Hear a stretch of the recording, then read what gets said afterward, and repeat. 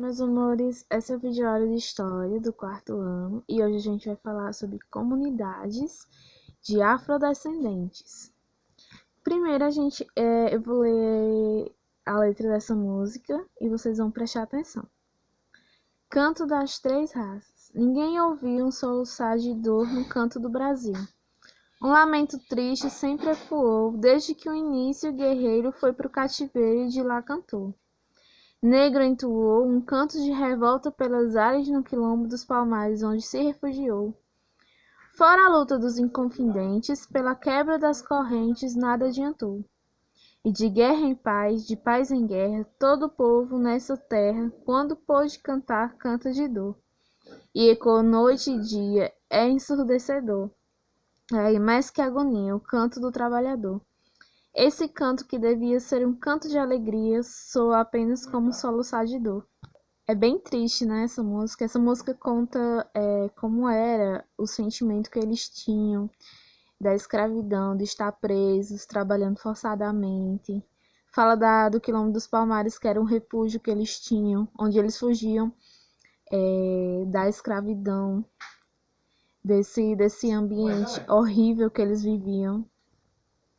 Falando em quilombo, os escravos, eles eram capturados, né, e levados para o Brasil para servir de escravo para os donos de fazendas, fazendeiros que tinham aquelas vastas plantações. Eles trabalhavam na colheita, no plantio, nas minas, procurando ouro. Em todo lugar você tinha escravos no período colonial.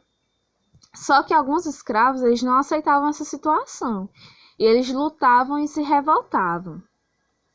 E em alguns locais, os escravos fugitivos eles organizavam-se em quilombos. Os quilombos eram um local de refúgio que geralmente ficava localizado em florestas.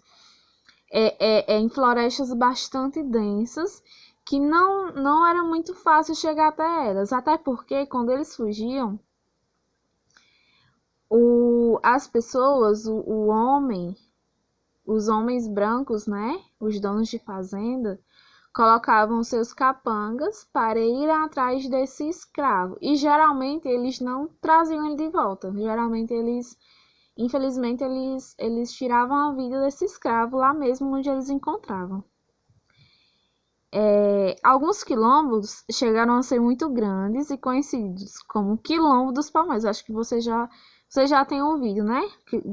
Ouvido algo sobre o Quilombo dos Palmares.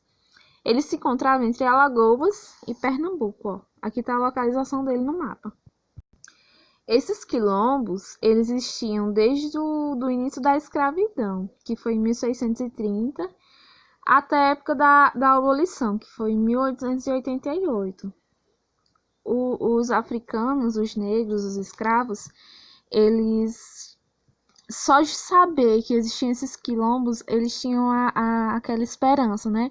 De um dia poderem ir para lá e viverem livres, sem precisar trabalhar como escravos, serem humilhados e plantar o seu alimento, realmente viver livre de tudo aquilo. Os quilombos, eles sempre foram perseguidos pelos donos de escravos, que tentavam destruir todo aquele lugar onde eles ficavam e recuperar os fugitivos. Apesar de no quilombo eles serem livres, a vida não era fácil, mas era muito melhor do que a escravidão, né? Eles viviam da agricultura, recebiam apoio dos escravos que não conseguiam fugir e dos comerciantes, que vendiam utensílios para a própria sobrevivência deles. Que imagina, eles estão no meio da floresta, não tem infraestrutura de nada, não tem comida, não tem dinheiro, né? Porque eles eram escravos. Então eles precisavam do apoio de outras pessoas.